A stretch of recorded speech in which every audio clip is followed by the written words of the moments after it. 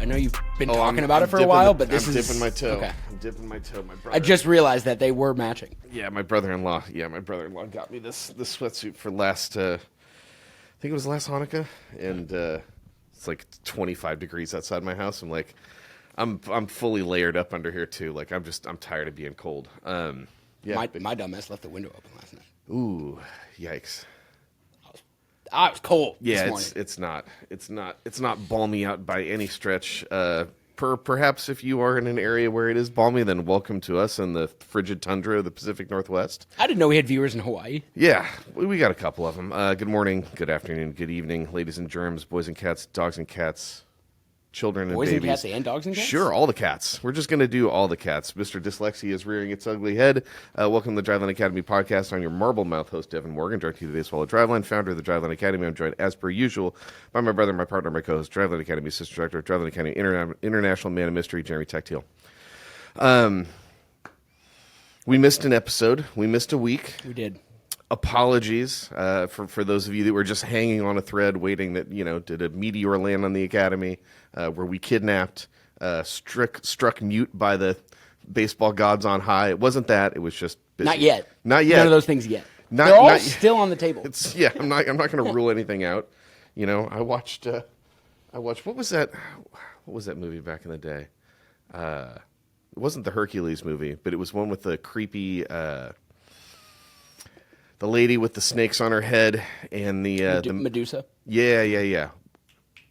What's the name of that flipping movie? Oh my God! Nothing for you. We're just going to derail the podcast right off the bat Immediately, because now before we even get to housekeeping. Yeah, we're IMDbing Medusa. Well, okay, so you know what it was. So I'm going to take a really roundabout way to get here. So who was that guy that they redid the Terminator movies with, and they tried to make him the star, and it just didn't land? It was Sam Worthington. All right, so here's the deal. So Sam Worthington, youth baseball podcast, just to make sure everybody's aware. Sam Worthington is an actor, and he starred in Avatar. Yes, he did star in Avatar, which is weird. Clash of the Titans, dude. That's wild because I was actually going to say Clash of the Titans. Clash of the Titans. I never saw the new one though. Yeah. I actually watched a couple minutes of the new Clash of the Titans, and it was very weird because I grew up with the old Clash of the Titans and the mechanical owl. Shout out to anybody else who remembers that. And I was like, this is the coolest thing I've ever seen, right? When we did Greek mythology when I was in school, the new one wasn't out yet. So right. We watched the old one. But then, having watched it again as a little bit of an older person, it feels a little slapsticky almost. Sure, yeah. It's one of those action movies from that era that just doesn't age particularly well. Yep. So then I started watching the new Clash of the Titans, and it feels like they're taking themselves very seriously. And I was like, I don't know, man. Yeah. I don't know. It didn't hit the same way, so I turned it off. Liam Neeson was Zeus in that, right? Isn't he was. Yeah. He was. And, it's Liam Neeson basically playing Taken. Yeah, he's got a special set of skills. And now it includes throwing a lightning bolt at people, right? Special set of skills. Hey, this is a youth baseball podcast. Welcome. Housekeeping, as per usual, axbat.com, code DL20. If I could think of the name of a couple of Greek gods that started with a D and an L, I'd probably throw that at you right now. But yeah, it's just a D and an L and a 2 and then a 0, and you go to axbat.com while Jeremy's microphone spontaneously destructs itself, and get yourself 20% off of stick and ball sport enthusiast training tools, training bats, game bats, accessories. They got a whole bunch of stuff there. So if you want to support us and the initiative, what we're trying to do with Academy, we get a little bit of kick on the back end that goes into our scholarship fund there. You get a new bat. It's it's a win-win situation. So axbat.com, code DL20 will get you 20% off. Other than that, typical stuff, we should have ads launching for the Power Hour free, changing it instead of 2. It's now going to be 1. Because you're going to be able to actually book that thing directly instead of having to go through our sales team and have it be a little bit less convoluted. That should be launching soon. Driveline Academy Flex, in-person remote training designed to flexibly integrate with your team, taking advantage of the biomechanics signal we get from you coming in to assess in our lab, coming in to do hitting training in our lab, and then we get you programming through the rest of the week relative to your season, relative to your schedule, flexibly, hence the name. Good name. What else? Shout out to anybody that's been crushing the Skills to Scale book coming into the spring season here. Sales have been really awesome for that. We did a bunch of them at ABCA. We did a bunch of them at the Northwest Baseball Coaches Association conference that I was at just yesterday. And we're going to be running another sale shortly. So if you listen to this podcast this week, year of our Lord, Monday, January 27th. You didn't say the year. A day of our Lord. So this week, don't buy it yet. I guess, is that what I'm saying? We're going to have a sale shortly. So just wait for the sale. It's going to be coming soon. Unless you cannot wait, and that's acceptable.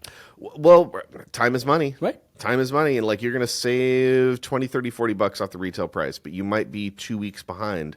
What's the value of 2 weeks of learning and practical application of player development forward Can't put a price application to baseball? You can't. Well, I mean, it's probably 40, 50 bucks. You can't put a price on it.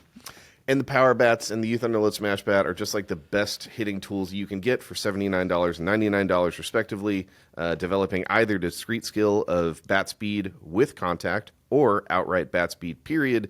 Both of those things are good. You can get both of them for less than the cost of the game bat that your player is probably going to be swinging this year. Is that thing just trying to self-destruct? Always. Love it. So beyond that, I told Jeremy I did a mild amount of preparation for today's episode. As per usual, I did not. Yeah, as per usual. We got a structure here. Our structure is the absence of structure sometimes. I did publicly put out on my social last week this movement we're trying to build with universal pitch counts and universal reporting.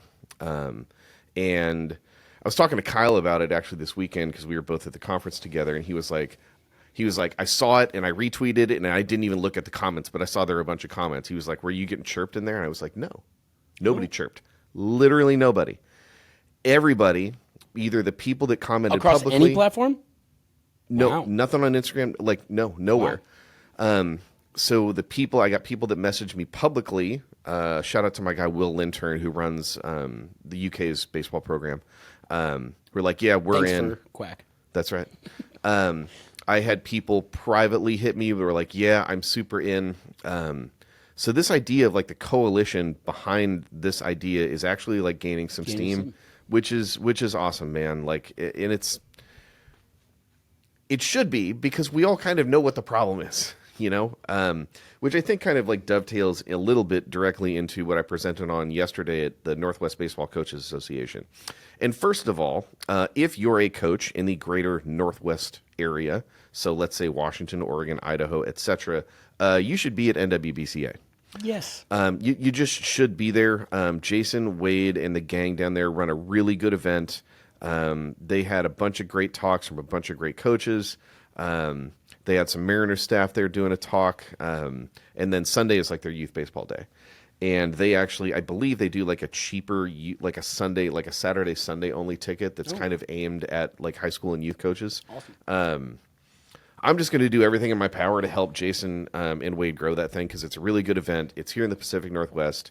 And like, we have to represent a little bit. I'll be honest about the fact that there seems to be a little more of a culture in baseball coaches from like the Midwest to the East Coast who like want to go to these type of things, and they want to learn and they want to build network that way. And we don't get as much of that here, like Jason and Wade, they do a great job, but I think they could double the size of that event easily. And they should, because it's good information. It's just like ABCA is, but it's hyper local. Right. So I got some ideas about how we can maybe amplify the message as we approach 200,000 views / listens on the pod. Shout out to the pod gang. It's just that just doesn't even seem like a real thing. Nope. I just don't get it. So thank you. I'm not going to pull at that thread. We just want to say thank you. Yeah. But what I presented on yesterday at NWBCA was of course skills at scale, like trademark, but through the specific lens of how to optimize for health and player development. Yeah. Because thinking about it, like that's what we do, like that's the literal thing that we do here 7 days a week, is we are optimizing for health and development. And I think a lot of times it's treated like this Sophie's Choice type of deal where like you can't have both of those things. And you can. it just requires a lot of like very well thought out decisions. Like one of the slides that I had up there was, I think a lot of times when coaches are thinking about their teams, they have two questions that they're grappling with. It's like, how many games do we want to play, and how much practice does my team need? Sure. And I think that's a very like a surface level way to kind of conceptualize what you're going to look for a calendar for the next year. Yeah. But the underlying thing there is really like, what do you value? And what you value is going to define how you like answer that other question. And as per usual, because I want to keep the spirit of the baseball bummer power hour intact everywhere that we go. I spread a little bit of just like here's some bad stuff that's going on in youth baseball. One of those things was a 9U team that compiled a 96 game record last year. The other was a 10U player who was that. Do you know if that was like, how spread out was that? They're playing all year. That is the entire year. Yeah, I mean you're playing. That doesn't make it better. Just curious. Yeah, I don't even know how you could concentrate 96 games, right? Like that's. I mean, that's what I'm saying. If you're playing 96 games in like a 4 or 5 month period, my God. Yeah, I mean that's. Well, like it's slightly better if you're. It's not better because that means they're literally playing baseball the entire year round. But I guess I would prefer. Gun to my head here. I guess I'd prefer that to trying to get 96 games in like 4 months. Sure. That is in a very gun to your head scenario. Yeah. And then there's even the more acute example. There was a 10-year-old kid who in a fall ball game, relatively local to us, threw 129 pitches. I have to pull up the slide, I guess, just to heat check myself. Not that it really matters. It was 129. So I think a lot of these things do speak to the underlying question, right? It's you have coaches that are thinking about schedule and thinking about choices through these very base parameters, but the underlying thing, I think, is actually telling you why you're making the choice you are and why you're coming up with the schedule that you have. Sure. And when you consider that, and you consider like the broad schedule, ladies and germs, hold on one second. We're back. Longtime listeners know this wouldn't be the first, second, or third time we've had a technical issue on this podcast. We had a very ominous sound from the machine, and then I jumped up and was like, crap, but we seem to be good. Again, this very much may be pushing us into horse glue territory, which is territory we are very familiar with. Yeah. I dropped that expression on an audience full of people on Sunday, and they were like, What did you just say? I was like, oh, no, we talk about horse glue all the time on the podcast. You should listen to our pod. Yeah. When the broad calendar looks like the way that it needs to look for a 9U team to play 96 games and still have birthdays and like a holiday. No birthdays. Birthdays are banned. Your birthday is at the baseball field. Enjoy. Right. I would have loved that when I was a kid, to be clear. No, I mean, we've done that. But when it looks that way to accommodate that volume of games, it's really no great surprise that the most prevalent issues that we have in the injury side are the repetitive stress injuries. Yep. And that it's also understandable why those type of injuries then maladapt themselves into surgical intervention eventually, because you just can't take your foot off the gas pedal. So I tried to talk about, the way that you actually can start to think about these things, right? Like if you understand that we have a health issue and you understand the mechanisms that's causing that health issue, which is throwing with fatigue. It's super simple. It's just throwing with fatigue. Little League International has something on their website where they did some studies by the Andrews Place. And the number they came up with is that when a player is throwing with fatigue, they were 36 times more likely to be injured than not.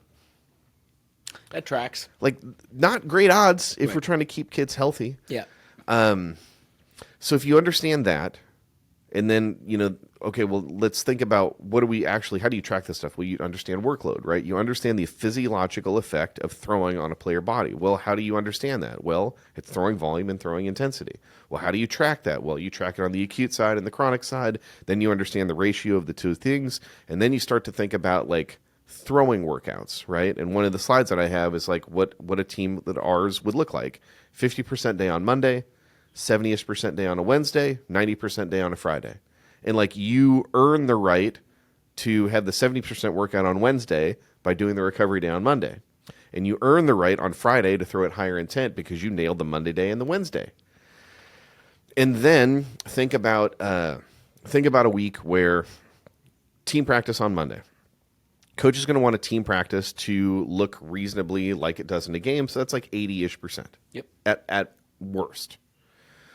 Your parents want to see you pitch and perform well in the coming tournament, so you have a pitching lesson on a Wednesday.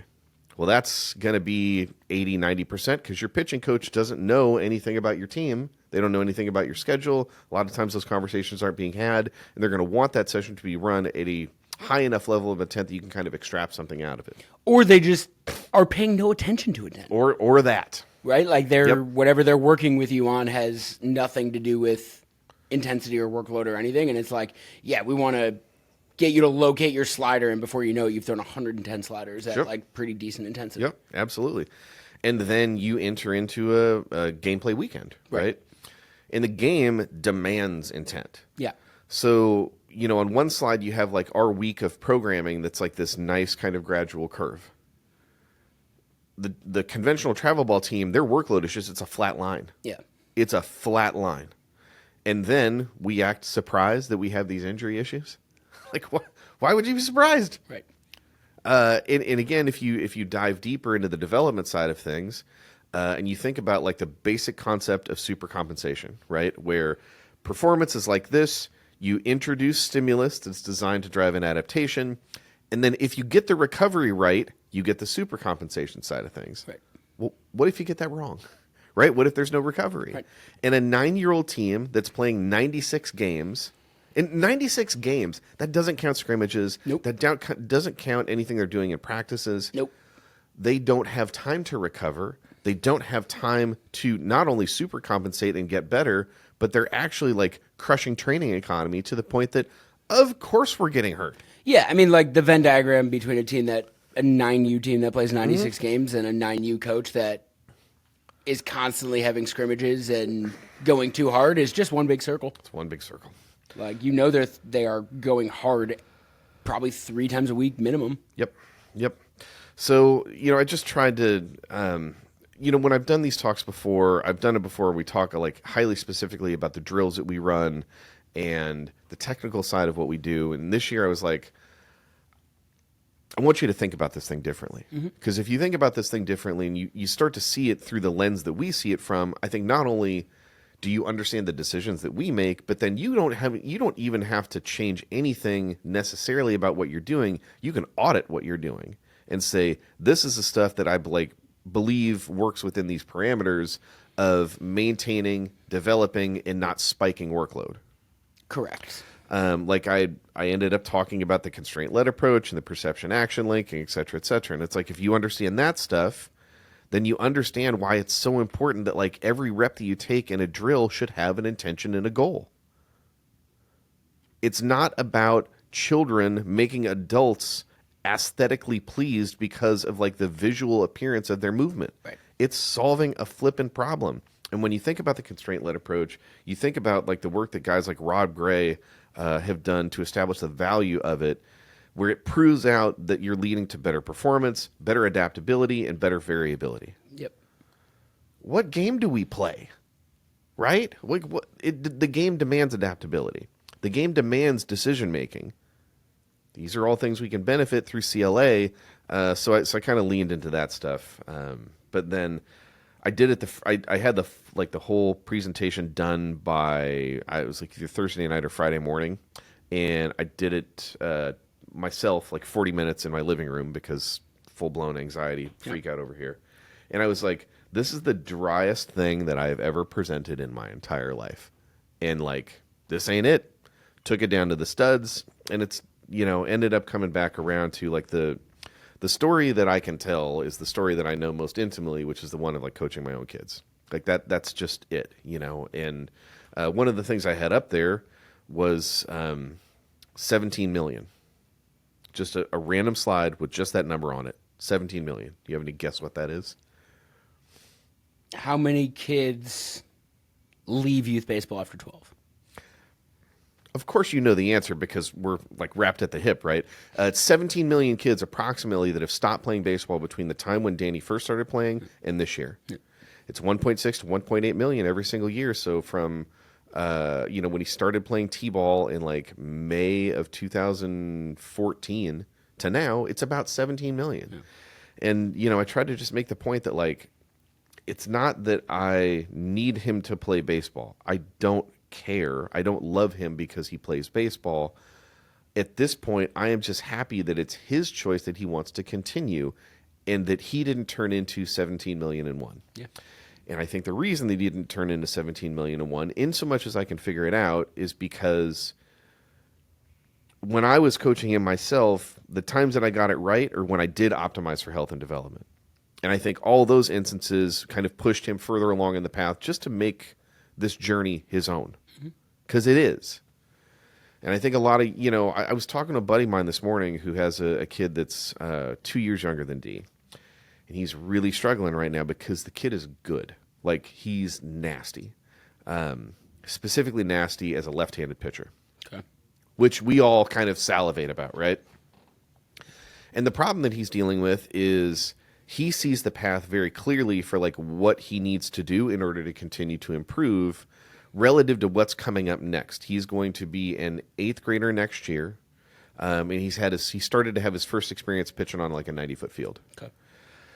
He sees both the potential if he continues this development, and he also sees kind of the failings of it where you're trying to like put the ball in the kid's hands, but that kid is 13 and they're not yet capable of kind of making this very direct correlation between this is what I want and these are the behaviors that I need to be consistent on to kind of help me get there. Yeah, I'm not convinced most athletes get there. Yeah. Right? Like we had lives yesterday. Both of those guys were between 30 and 40 pitches, which is what they'd been built up for. Yeah. And both of them, when I rolled the innings, because they had hit their pitch count, both of them were like, I could have thrown a lot more. Sure you could have. Yeah. And I want that to continue to be the case. Yes. So, like, I am cutting you off here because, like, your arm feels great. Awesome. Why should we have to throw until your arm no longer feels great? Well, that's just what we do. That's what we do. And these are athletes that have been with us for several years. Yes. Like, they know better. Yeah. And, like, they also know that, like, they know I'm going to say no.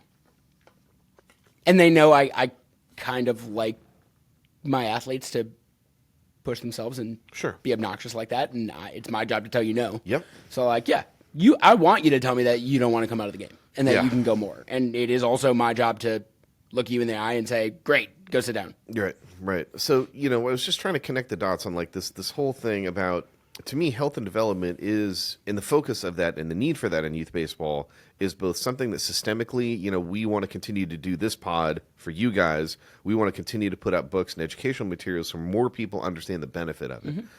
But more intimately, I think that's why my kid is still playing. Is a lot of it is just putting him in a position to make his own choice because we didn't screw those two things up that much, Yeah, I think that's fair. So, NWPCA is a great time, as per usual. If you're in the greater Northwest area, you should be there next year because we will be there. Yep. All right. So I got 3 things we can roll into. All right. Bunt defense. Oh, yeah. In travel ball. Yep. Bat rolling.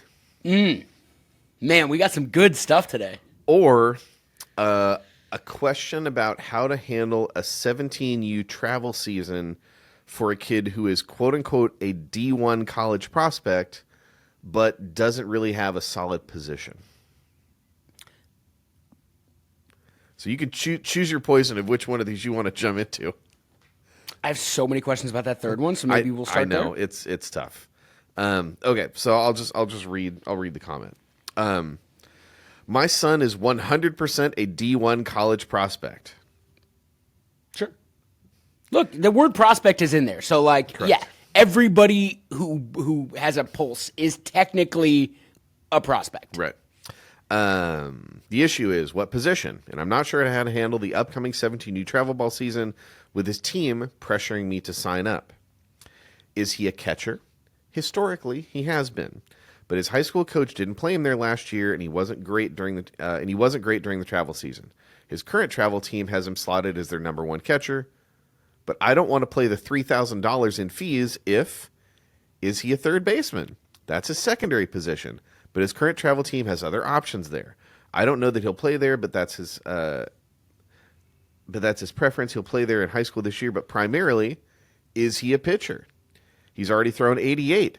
He'll probably hit 90 this season. His high school coach thinks that's his path forward. My son thinks that too, but I don't want to spend $3,000 on team dues when almost every team in the country would let a pitcher throwing 90 play for free. Now, 88 and 90 are very different things. 100%. But I point taken. Although 17, depending on where you live, you might not get to play for free if you throw 88. Right. That's facts. It depends on where you live. But like he's not wrong. Yeah, I mean I think that checks out. Right, that checks out. That there are teams that would at least subsidize that because like everyone needs pitching. Because we might have an injury epidemic. So like, but like, do you want that to be your kid? Well, right, just like the mercenary pitcher who's playing for free for a team, and like, look, if your kid is throwing 88 and a team is sponsoring him to be one of their pitchers, you can bet that he's not going to see the field. Like Sure. he's going to be a PO. Yeah, 100%. If they're letting him play for free, he's going to be a PO. And it sounds like that's not the want here. Yeah, not exactly. And I think the tricky thing that this guy's trying to navigate is like at the top level, there's some fee concern, right? Oh, that's very clear, right? Or And understandably, right? Understandably, That's I don't know this man, but that's like a very significant amount of money for most people. Yeah, and I think it kind of sucks that the question is like, can I save $3,000 and have my son or daughter play for a bunch of randos that I don't know who are going to box him in and just PO him? And abuse him if he's a PO, right? Like if this is your role on this team, guess right. what? You're throwing twice a week. Or do I pay the $3,000, presumably, and I think that's the way that this is framed, to a current team that kind of knows the kid and is going to have him doing position playing and pitching? And I thought this was an interesting one because the answers aren't really that obvious, and I think I have some personal connection to this, right? My kid pitches, my kid catches, my kid plays short, my kid will play center field, who kind of play anywhere. He literally started a game at every single position except for first last year. Yeah, and I think, now that he just turned 16 last week, so I have a 16 and an 18 now, which is, I think sometimes I just don't know. He wants to go play college baseball. We had Travis Snyder in the facility for us yesterday doing a talk about mental skills, which is phenomenal. 3A Athletics, go talk to them. They will help you out. And watch our pod. Because you can check out the episode with Travis and Seth Taylor, who's his partner over there. They do a phenomenal job. And Travis, when he's doing the Q&A on the end of the talk yesterday, hey, how many of you kids want to go play college baseball? And I'm looking around the room and I see my kid has his hand up. How many kids do you want to go play professional baseball? My kid's got his hand up. I couldn't tell you at this point if he gets to those places. I don't have any idea what it's going to look like in a position sense. Like, it would be easy to say, like, well, he's 89 whatever off the bump, so maybe pitching is more likely. But I also know he's a pretty good defender, and I know he can kind of swing it, and he's decent on the bases, and like he makes good baseball decisions. So like I saw this question and I was like, yeah, I don't know. And I think the only The only difference, and I suppose this is the luxury I have of we run our thing here, it's just like I know that he's going to be put in a position where he is the most competitive and it's going to help the team. And for me, ultimately, I think that's all it needs to be. You know, and part of the reason that I'm saying that is like I've heard the stories of Vandy in other places doing nothing but like recruit just a crap ton of shortstops, and then they seed them all over the field, and then some of those kids end up pitching, right? Of course, or the San Diego Padres. right. Like, You know, like I know that that's a thing. Yeah. You know, I know that there is the Kenley Jansens of the world who came up as a catcher and then ends up being one of the best closers of all time. Yeah. Like I mean, and I'm Andrelton Simmons, right, Russell Martin. Like there's a million stories. Right. And I'm certainly, look, I'm not trying to equate my kid to a Kenley Jansen who I think should be a Hall of Famer. Like relative size difference between Kenley and your a pound or two. A pound or two. An inch, give or take an inch. Yeah, one, maybe. But I am saying that, like, I think there's a little bit of truth to a very uncomfortable axiom, which is like, if you're good, they will find you. So here's where, like, if this was one of our parents, I would have several questions, in the attempt to be curious and not judgmental here. We're a surefire D1 prospect. Really hard to do that if you don't have a position. That's right? the like, first like thing, what? right? What makes you a surefire prospect? Because it's not throwing 88. It's not. It's not. I mean, no. At this point, like throwing 88 is not a surefire D1 prospect. Maybe he's hitting the ball hard. I don't know. But from what I heard from this, and again, I don't know this kid or anything, but like, not good enough to catch on his travel team. Or I shouldn't say not good enough. Not the best catcher on his travel team. Didn't have the best performance.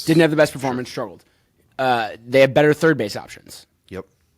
Okay, what does that mean? Better with the stick? Better fielder? Like, there's a lot of questions there. So it's hard for me to just be like, oh yeah, that makes a lot of sense. Like, this is the position you should play. Like, the best answer I could give that person with no other information is there's one position that you should like really lean towards and like push your kid to. Yeah.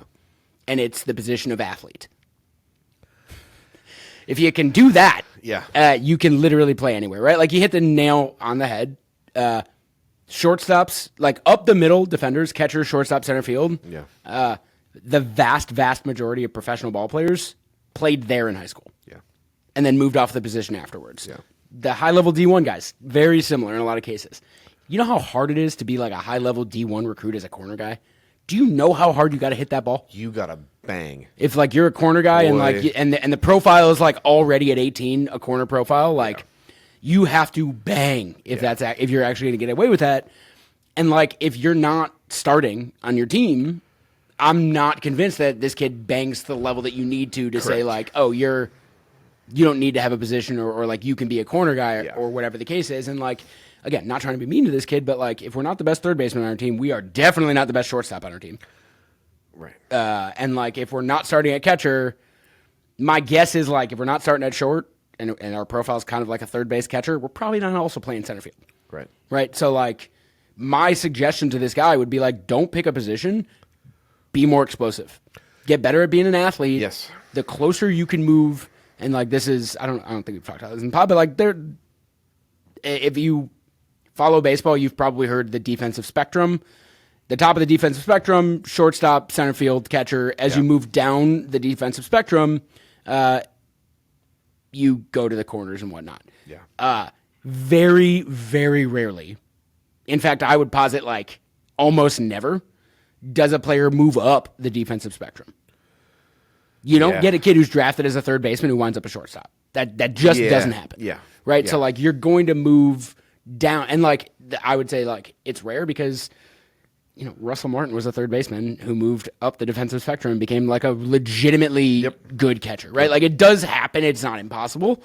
It takes a lot of, like, effort and work and good coaching. And, like, Russell Martin banked. So, like, they were willing to put that effort into Russell Martin. Or, like, an Andrelton Simmons who went from the bump, I'm pretty sure, to shortstop. Like, there are, you can pull outlier examples of that happening, but very rarely are you going to see a guy move back up the defensive spectrum. So, like, if you're already further down the defensive spectrum, the best thing I can tell you to do is get better athletically so that you at best stop your slide down the defensive spectrum. And don't wind up like a second base prospect, right? Like a second base left field prospect. Yeah, it's tough. And like my next question was like, surefire D1 prospect, tell me you're hitting balls over 100 then. Well, you better. Right? And if we're hitting balls over 100, then this becomes a different conversation where it's like, okay, where can you be average defensively? Yeah.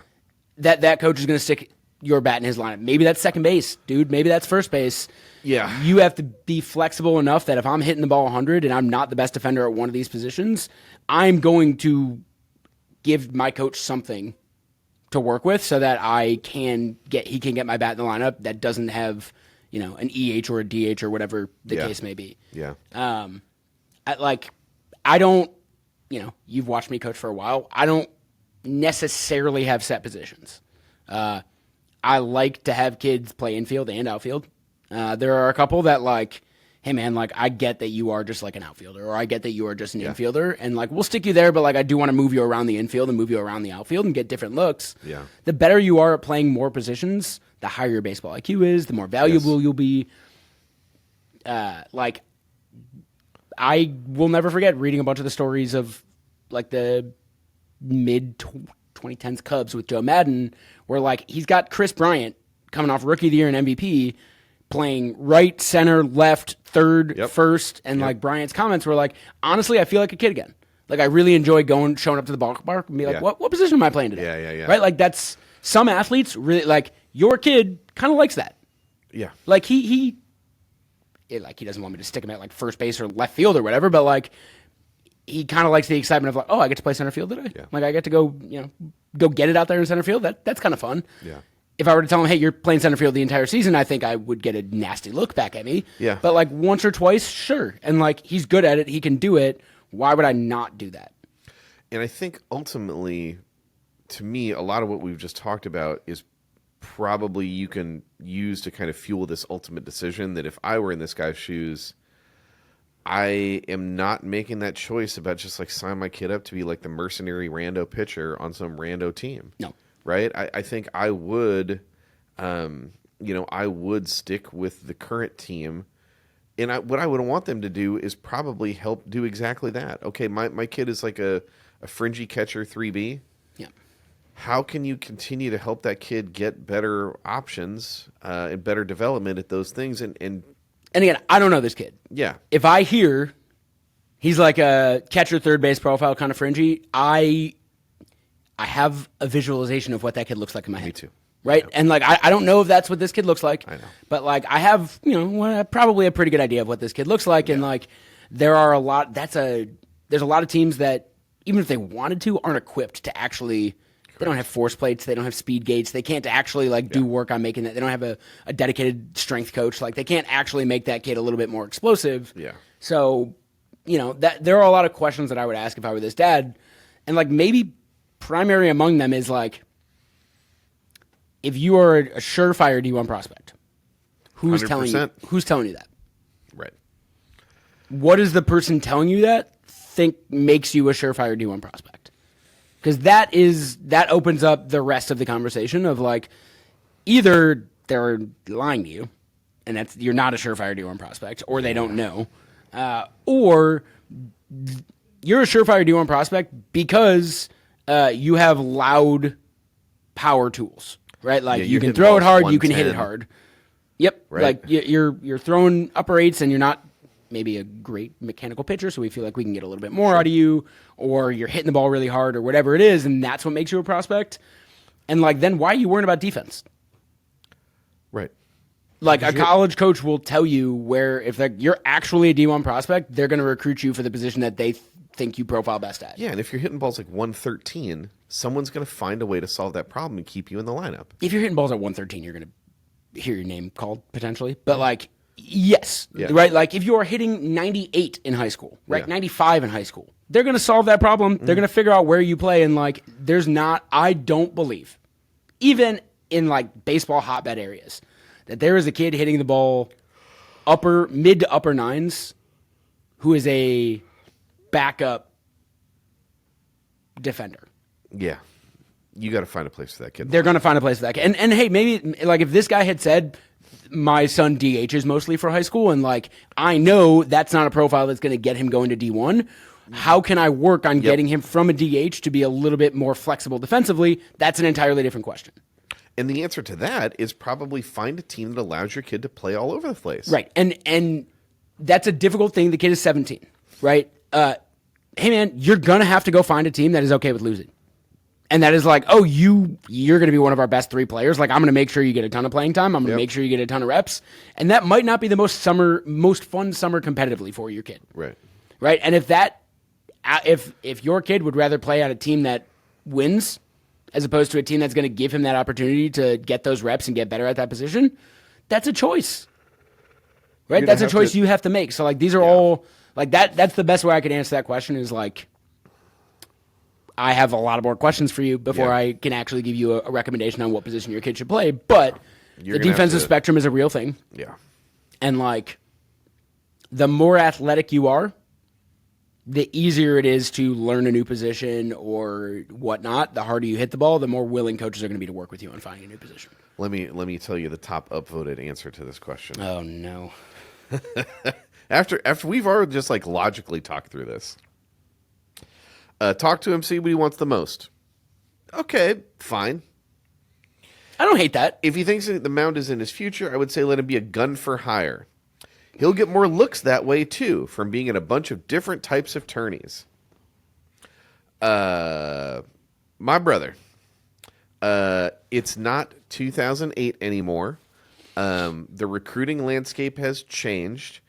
Rosters have gotten smaller. The NIL is a thing. And just like definitively, this behavior of thinking that all these looks in a tournament space is what's going to get you open up the door to the next layer of opportunities. It's just not it. It's just not it. And again, even if off the bump was this kid's like best tool, what do you think is do you think carving up? I mean, look, we're also talking about 17U, like.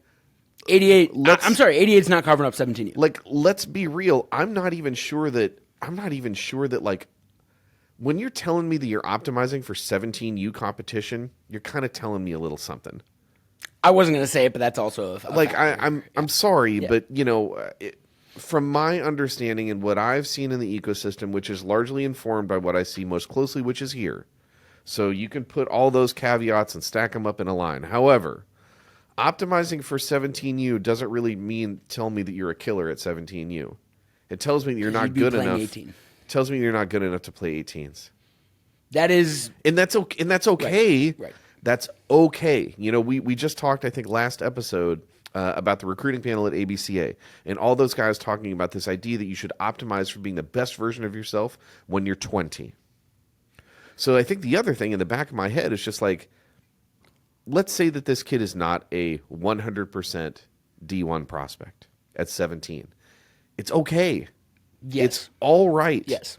What you need to be optimizing for is finding the most enjoyable experience you can from 17 to 18, continue to develop these skills, continue to develop your baseball IQ, your baseball book of understanding of information, and your skills so that you find a good junior college that for 2 years is going to continue to further your development against college athletes. Or at this point with the transfer portal, NAIA, D3, D2, absolutely. Like any of these, you can transfer into any of these. It's all in play. Instead of being a fringe, at best, D1, and I mean, I'm sorry, you're playing 17U. Like, well, and like, he's a catcher, so and a third baseman, so he's a righty thrower, obviously. If you're a lefty thrower throwing 88, it's a different conversation. Yeah, different conversation. But like, I can't imagine that a righty throwing 88, if he had great off-speed stuff, he'd be playing 18, right? Like you said, he'd be playing 18.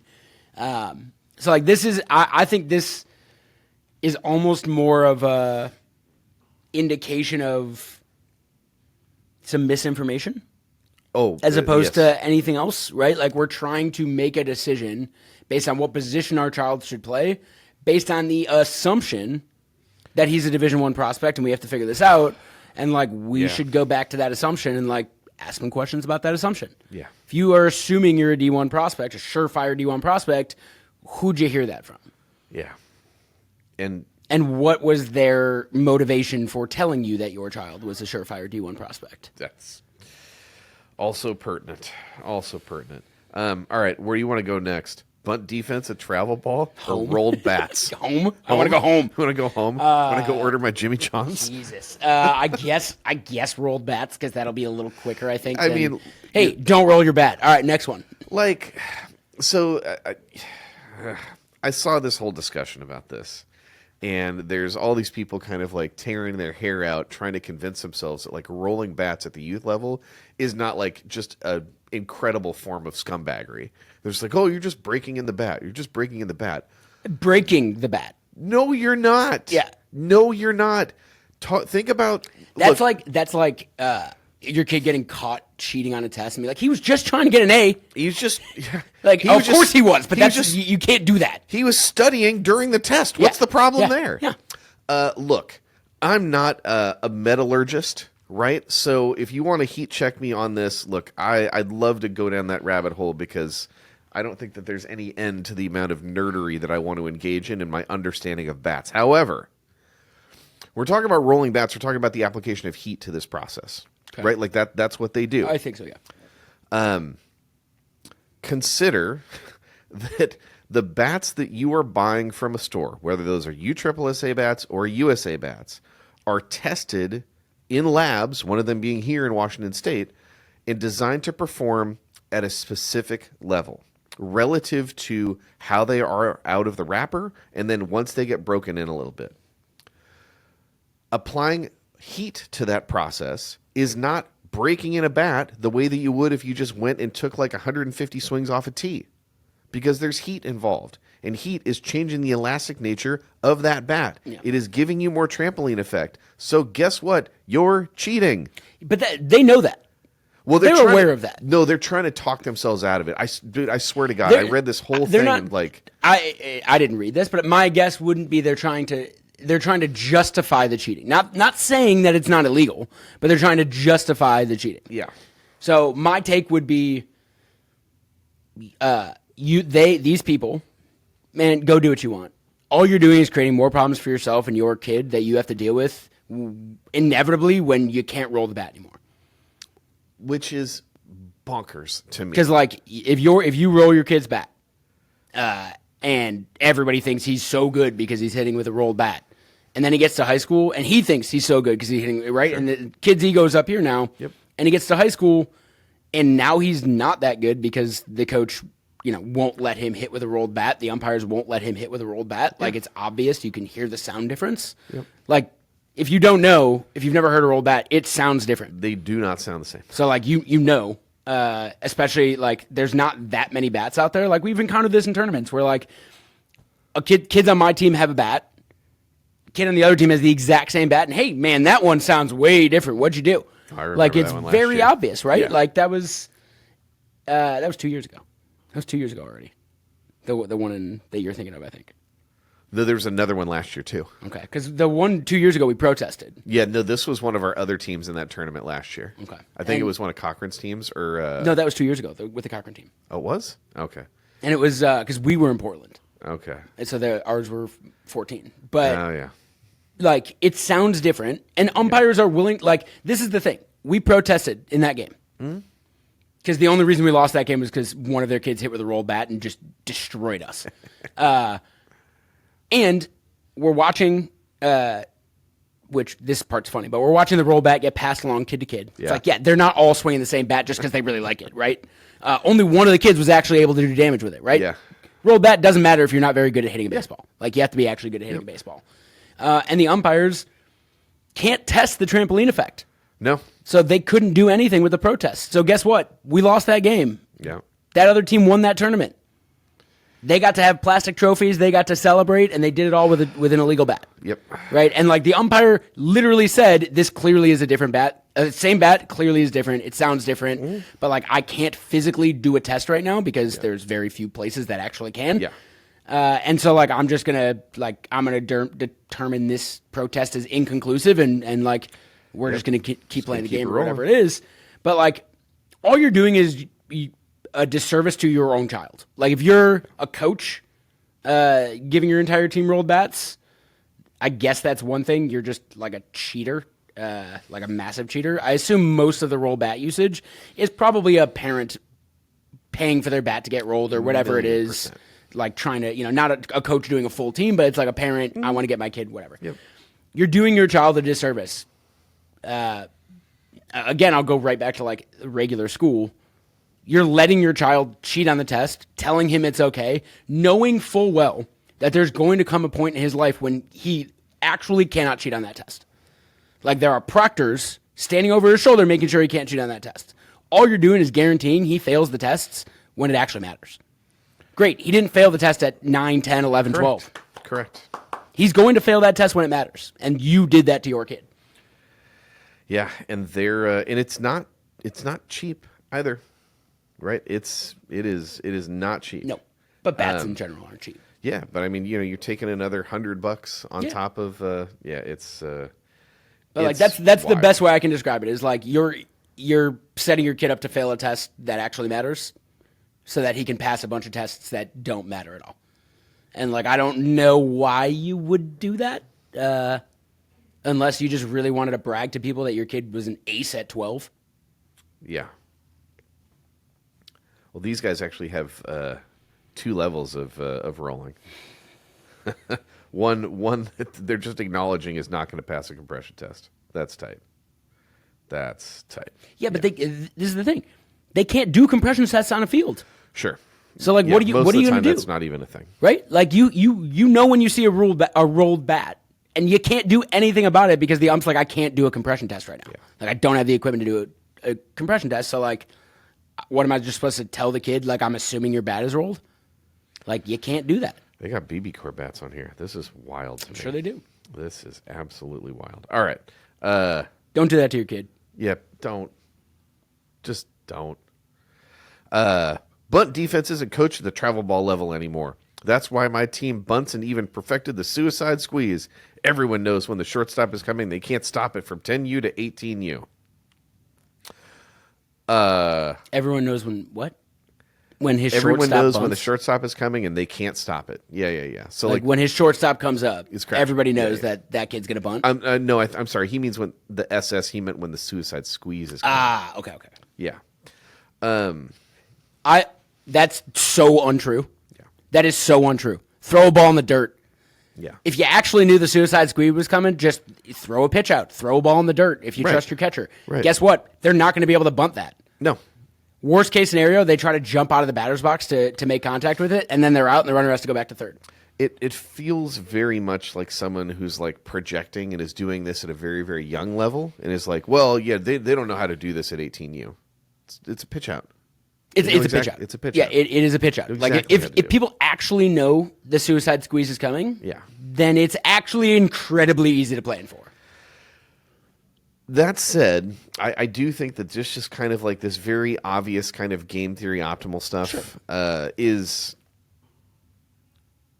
it's really indicative of a parent's need to put their stamp on a competitive result, Oh, for sure. Like, right, that guy calls it and then it's like, yeah, it worked. That's me. That's me. Yeah, and it is, right? It is. Like you identified a structural failing in the amount of things that these kids know and understand how to execute on a baseball field, and you took tactical advantage of that, right? This is like... I'm not going to lie. I called infield in yesterday, ground ball third, get the guy out of home. I was like, works. Yeah, right.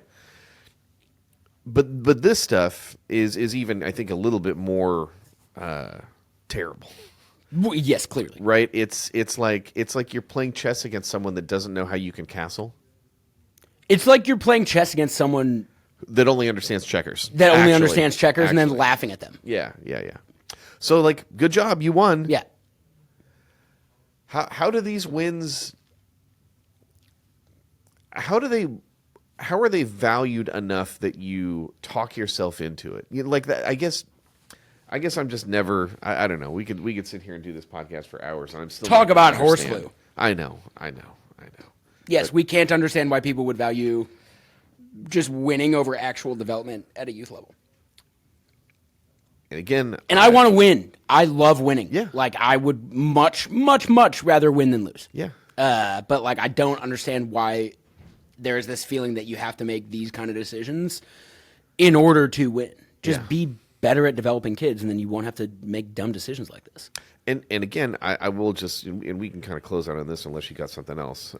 Shout out to everybody that's like reached out to us and has talked about the way that like the stuff that we talk about here, the stuff we write about in the book, the tools we put out have actually helped them like go out and crush on field and win. Yeah.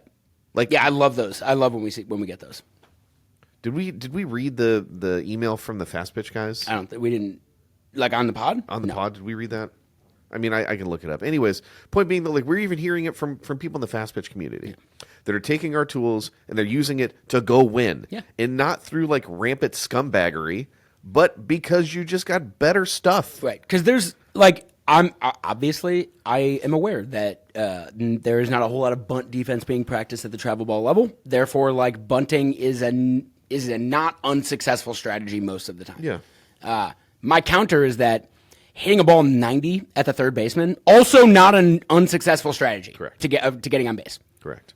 And, like, I have one of my kids is new this year. Where he comes from, the programs he comes from, big bunters. Yeah. And, like, I don't understand why you won't let me bunt. Because you hit the ball 93, man. Yeah. Like, why would I have you bunt? Yeah. And he's like, well, it's good to move runners. And I was like, oh, are you telling me you can't move a runner with a bat? Like, you can't hit a ball backside? Doubles in the gap, move the runners just fine. Or, like, runner on second, you really feel like you need to bunt that guy over to third? Like, you can't hit the ball backside and get that guy over to third and maybe sneak one into right field and get the guy all the way home? Yeah. Like, bunting, and I am a person who was very upset when the National League adopted the DH. I loved watching terrible hitters hit. It's so much fun. And, like, watching them have to, like, strategize around that. And, like, the bunts, I love that stuff. Yeah. And I think it has a place at that level of baseball. Yep. When you actually should care about winning. Yep. Right? And even college baseball, in a lot of cases, like, I think it has a place. If you want to make sure you don't play college, get really good at bunting and be the guy that your team asks you to bunt every time you're up. Yeah. Because then guess what you're showcasing? Guess what no one's ever going to see you be able to do? Hit the ball behind a runner. Yeah. Right? Like, if you can do that, you are so much more valuable than if you are able to lay down a sacrifice bunt. You know, there was a video that we posted from Pro Day of Adam Brett Walker, who's one of our hitters, has been around for a while. Yeah. Just like completely fooled, way out on his front side, hit like a moonshot that went over the fence in Pro Day. Yeah. And I think sometimes when we talk about bat speed, we talk about it's like smoking a 90-mile-an-hour liner at the third baseman. People are like, well, yeah, but that's the perfect idealized outcome. What about all those other times, right? Yeah, so, like, it was one of my favorites was, I think it was JP, Coach JP, who put the thread on Acuna. Yes. And all the balls that he just, like, awfully sliced. Yep. And because he swings it hard and you know, is pretty good at hitting ball hard, they're just all finding, like, the first 4 rows in right field. Yeah, but you know, the player that you were just talking about that joined with us this year, who we now have up to 93-mile-an-hour exit velocity, relative to the level, that player is still capable of that outcome. Oh, yeah. Right? Like, he could hit a ball 85 on the backside or 82 on the backside because he retains enough bat speed that he's still going to have a productive at-bat. And is a good enough hitter. Yeah. Like, I'm not going to lie. There are kids on my team that I am not convinced they are good enough hitters to actually do that thing with the bat. Sure. Now, if I ask them to bunt, they will literally never be able to do that. Correct. They'll never develop that skill. Yeah. But, like, that is one of those kids that, like, I know he is capable of going backside. Mm-hmm. And, like, he's not going to hit the ball that hard. But, like, he's going to do the job that I'm asking him to do, and that's way better than asking him to bunt. Correct. And you know, and I think we've talked about this. This is horse glue, but, like, I think the other presumption that, like, the bunt is kind of a foregone conclusion. Like, my guy, watch some high school baseball. Correct. There's a lot of bunting. How many of those bunt attempts are successful? 30%? Globally. Oh, no, it's more than that. Yeah, it's more than that. You think? In high school? Yeah, I feel like it's probably a higher percentage than 30%. I mean, okay, let's say it's a dice roll. It's 50-50. Yeah. You know? I think if you get it down, it's higher. Sure. I think it could even be below 50-50 because I don't think that many kids are good at getting the bunt down. Yeah. Yeah. Right? And like I have literally, I went to a lot of high school games last year. The amount of athletes I saw, to me, and maybe not to their coach, but to me, very clearly intentionally poorly bunt so that they got to 2 strikes and didn't have to bunt anymore. Yeah.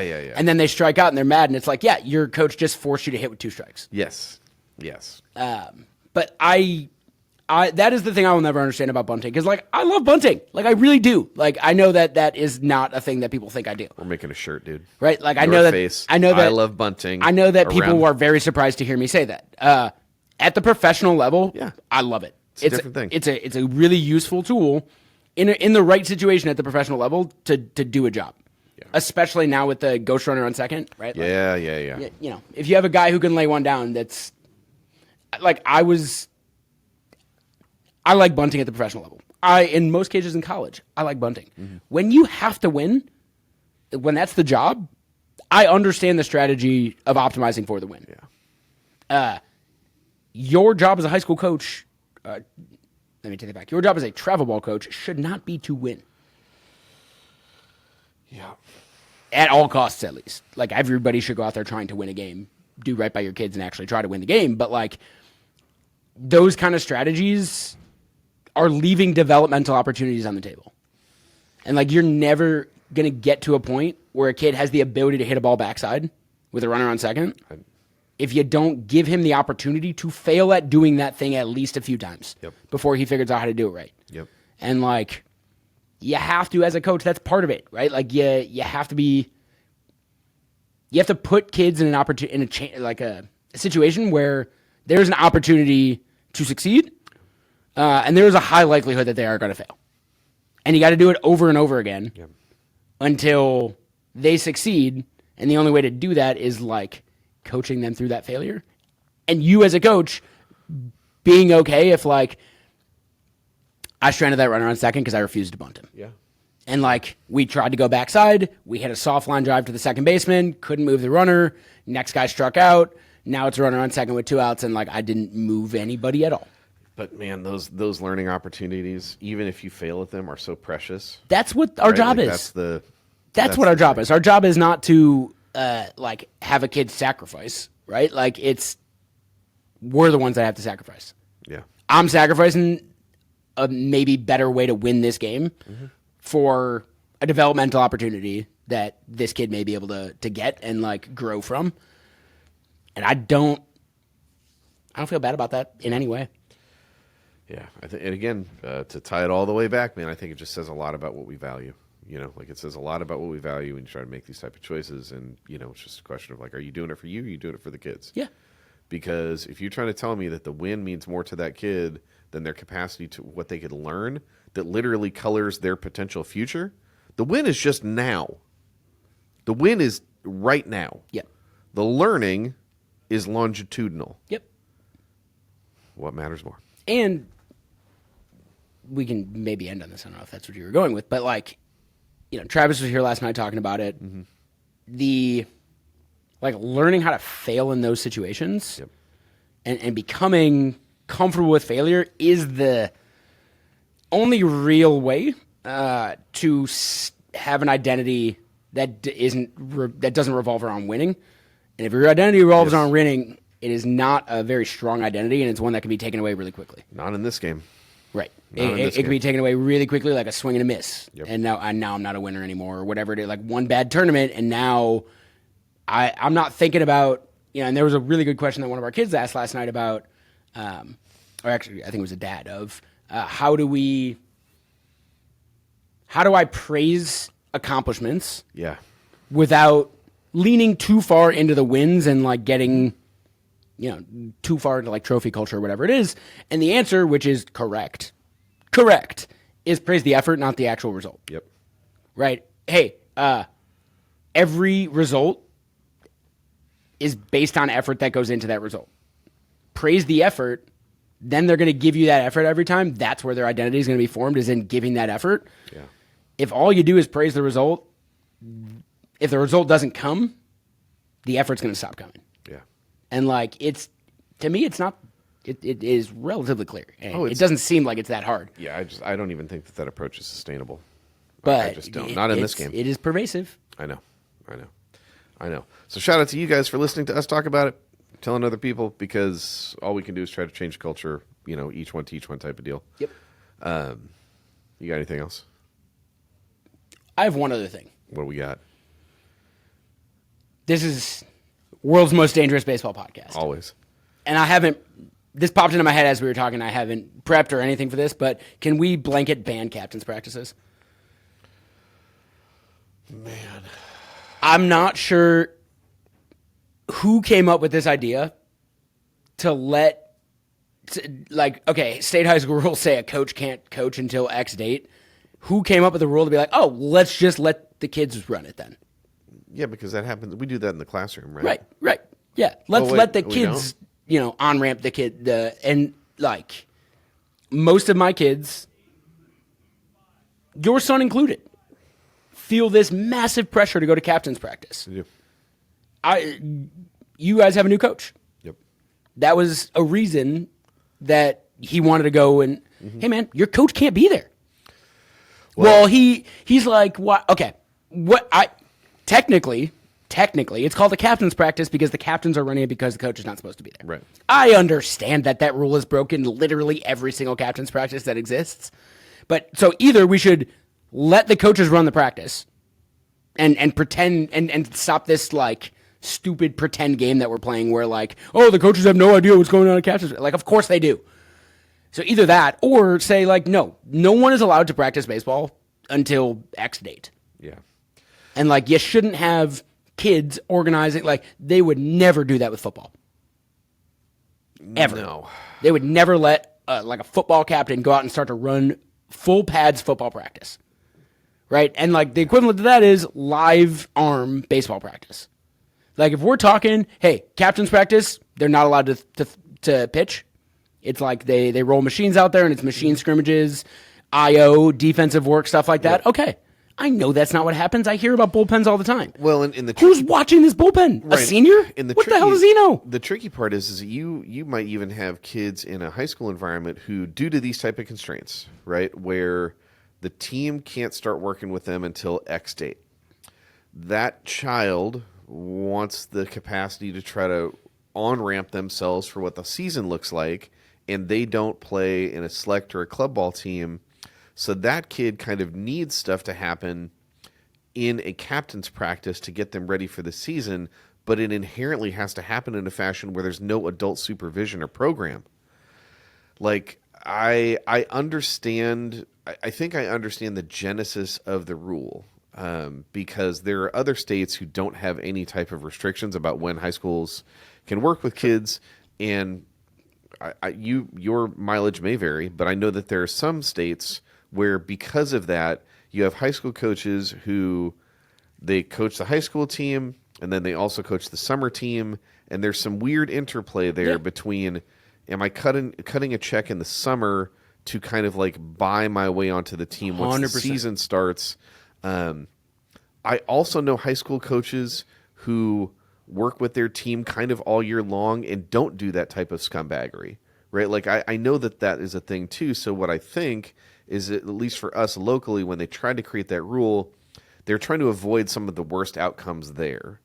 But the problem is that not only have you put the coaches on the back foot because you didn't change the schedule. Right. So now you have an incredibly constrained amount of time to try out whatever this player population that you have is, make a team, get that team ready, and you have 10 days to do it. To go play. Which is preposterous, right? And to your point, they wouldn't do that in football. No, they might let a captain's practice happen in football. It would probably be a pretty light walkthrough. Yeah.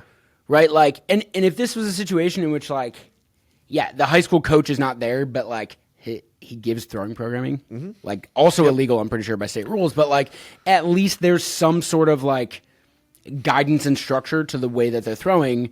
Whereas luckily my kids have me. Right. And I'm just no. You're throwing a recovery day and you're going to like it. And If the captain complains or whatever, great. He's not the one who chooses the team, and I promise you, they're not going to keep a kid who's hitting the ball 94 off a high school team in the state of Washington. Like, you can show up to none of those practices, and you're still going to make that team because at the end of the day, the coach he wants to win, and you are one of the best 3, 5, 10 players on that team or whatever it is, and like, if that coach actually is going to make the decision of, I am not going to let you play or I'm going to give you less playing time because of that rule, okay, well, we can go to the Washington State High School Association and probably fight that, right? Like, if we need to take it that far or whatever the case may be, and I'm not saying threaten that to your coach or anything, but this has to change. Yeah. We cannot have a system where for 3 months, like, I have had kids doing captain's practice since, like, November. Yeah, I know. So you can't have, like, a 4-month period where kids are totally unsupervised, unstructured, and you have like a junior or a senior be like, no, we're throwing a bullpen today. What? Why? What's the point of that bullpen? Do you know what their workload is? Do you know how much they've been built up? What intensity are you going to throw that bullpen with? Do you have a radar gun to track that bullpen? What are you working on? None of these questions are answered. Right. And like, I just don't understand it, and I think it needs to change. Yeah, it's tough. I think there's a lot of because then you're adding the thing that doesn't happen necessarily with coaches. You're adding the social pressure, and now it's like a freshman or a sophomore having to stand up to an older kid on the team, which is totally unfair to put that kid in that situation. Right, and so just imagine, right? Like, you have somewhere in this ecosystem, you have a baseball coach that wants to coach. You have a baseball coach that might not necessarily even believe in all the same stuff that we believe in, but regardless of like the path to Rome, that coach wants to have a healthy, competitive baseball team when the season starts. And we've constrained that coach's ability to have structure in place that gets that outcome unless they just go out and like blatantly violate rules. Right. And then not only do you do that, but you're exactly right. And I can tell you that that's a real thing, that like this social pressure of having to show up for that stuff. So, it's tricky for kids who take this very seriously, right, and have a lot of structure with what they're doing to feel like, well, I know that my program is built for me. However, I have to compromise the execution of my program in a period of time when like the high school season has not even started, right? The team doesn't exist. It's not baseball season yet. Right. But that kid socially and emotionally feels like they have to be compliant. Right. They don't want to be like, well, I act like I'm a prima donna. Like, I know that my kid doesn't want to look that way. And he wants to be a team guy. Right. And I can't sit there and say, well, I can, but it's not worth my time to sit there and say, well, like, your coach can't be there. So it has no bearing on whether or not you actually make that team. Correct. Because your coach can't be there. Because that's not what they're worried about. Like, they're not necessarily worried about making the team at that point. They're more worried about, like, is this going to be a fun experience, or are all my teammates going to, like, shun me and ostracize me because I didn't do the thing that they all did? And you could, if that's the thing that matters, right? If that's the thing that matters, and you need to have some type of outlet for kids that don't play travel and select ball to continue to ramp up, who is the person that's best equipped to structurally execute that? The baseball coach that you've constrained. Right.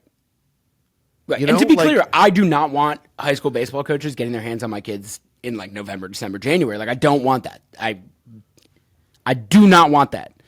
I'd rather that than like they get pressure from a junior who has no idea what he's doing and has them throwing bullpens in late November or early December with like no warm up period. We're not tracking, so I have no idea how many pitches you actually threw. Yep. I have no idea what intensity you threw at, and like what he taught you a new grip. What does he know? Well, and even those upper class kids that have to run the captain's practices, they're not doing it in a way that's designed to like intentionally be bad. It's just they don't know enough. They don't know enough to make it be good. They don't have time. Right. Like, yeah, it's a weird thing to me where we've kind of just like talked ourselves into the advantages of a lack of structure and supervision, as if there isn't look. I don't know the right way that the rules should be constructed, because I understand. I really do understand that they're trying to avoid this outcome that other states have, where the high school coach kind of just has this own little fiefdom. Yeah, no question. And that's not great. I don't know the correct way that Washington could be constructed. However, I do know that you could have rules that prevent those worst possible outcomes and still allow for the structure that's needed for these things to be done in a way that is at least like it's a net negative, or it's like it's a push for the kids that need it. Yeah. Right? Like, why can't a solution be standardized practice plans across the state of Washington?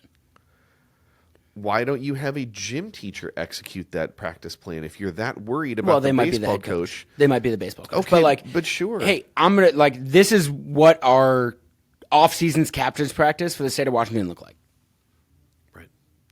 Right? Like, let's give you some like, if we're going to have kids run this, let's give kids the structure to actually be, because we are both advocates of, like, Sandlot and, like, yeah, remove adults. I don't really care. I'm fine with that. You can't remove adults and not have any structure if we're, like, actually, look, there's no doubt in my mind Kenny DeNunez had arm problems later in life. Did you see anybody else pitch in that movie? No, that kid wore it. That kid wore it. Okay, and all strikes, by the way. Yeah. But that kid wore it, and, like, that is what you are likely to wind up with at a captain's practice. Is, like, who's throwing BP? Like, if they don't have a machine, who is throwing BP? Right, and now you end up even, And it's like, oh, it's light BP. It's not, this is fine. It's not going to hurt my arm. It's the same thing as, like, oh, he catches and pitches, but, like, we're only counting his pitching throw count. And even trying to solve for stuff like that, the thing I worry about is the amount of money that's wasted trying to create a perfect rule set. You could probably allocate half of that money and get machines for every high school in the state of Washington, and that's what it could be. Yeah. You could simply say that captain's practices are BP only off a machine. Yeah. Fine, done. Hit the field for an hour. Everybody gets to hit, dick around with your friends, leave. It's great. And, like, your high school coach, I don't think this is violating your rules, but he could say at the beginning of the school year or whenever, hey, this is the date of tryouts. This is a great plan to get you prepared and on-ramped for tryouts that you can go do on your own. Yeah, here's a 6-week, 3-day a week. If they don't do it, they don't do it. Yep. But, like, if you pair that with machine BP or forcing only machines or whatever it is, I think you're going to probably get better outcomes. And, like, my kids listen to me for the most part and, like, throw recovery days or B days or whatever it is, like, and they let me know if they threw a little bit more than they were planning on so that I, like, adjust their programming later. But, like, I don't have that many kids. There's a lot more kids out there that are doing this captain's practice thing that, like, is just not conducive to health. And, like, I don't know what we're gaining. Right? Like, if we're going to sacrifice health here, what's the gain? What's the benefit that we're getting out of this that, like, is worth even any % chance increase of injury? It's really hard to define. It's really hard to define. And again, I think I understand the worst case scenario that they're trying to solve for with some of these rules. I just think that there's a better way that you can solve for those things while still keeping some structure in place. And don't put children in a position where they have to coach children. Because they're children. Yes. Right? Yes. Like, if I go to the restaurant, I order the meal, they don't just go like, all right, boom, here's a flat top. Here's your sous, here's your mise en place, like, go to work. I mean, I could do all those things, but it's just it's probably something that needs to be revised. I know that they spent some time talking last year about trying to install some amount of time, some additional time from what they have now to try to build up and get more arm care. But again, even that, I think the impetus is obviously good. Hey, we want more kids to have some type of, like, structured on-ramp, like, sure, but are you implementing, like, a universal structure for what that should look like? Or are you just saying coaches get more time to do what they want? That latter thing, I'm not sure is going to have the outcome that you intended to have. Yes. I would still rather have that outcome than having kids run the practice. No, agreed. Wholly agreed. Wholly agreed. I get the impetus, but like, it's just, it's not, when the thing that we're doing is we're putting children in the role of teachers and coaches, like, that's just, how can that be the best solution? Right. And dangling a social carrot over their heads, like, if you don't take this role. And which is very real. Yeah. Yeah. And like, I have a lot of kids who have been with us for a while. Therefore, the talent level's decent. Yep. And the understanding of how to train as a baseball player is also much higher than their peers. Oh boy, yes it is. And like the things I hear from them when they cut, like, this is the stupidest practice ever. Like, right? Like, yeah, I know. Like, I told you it would be, but like, I'm glad. And like, most of my guys, the only thing they get out of it is the social aspect, because they show up and they're like, this is such a dumb way to train for baseball and to like get ready for the season. And if that's what it's going to be, then at least should be in a social environment where it has that benefit, but we're solving for some of the worst case stuff of uninformed, ill-equipped people potentially doing injurious activities. Correct. So that was the only thing. That was my soapbox. Very dangerous, Yeah. but I think we navigated it. Yeah. Hopefully anybody doesn't have any, their feathers in a heap. I think that's all I got. As per usual, axbat.com, code DO20, 20% off, et cetera. Power bets, smash bets, flex, snapshots, power hour, drivelinebaseball.com, 425-523-4030. Yeah, all the things up there. He is Jeremy. I am Devin. We are Down by Law. Catch you next time. Thanks. Bye.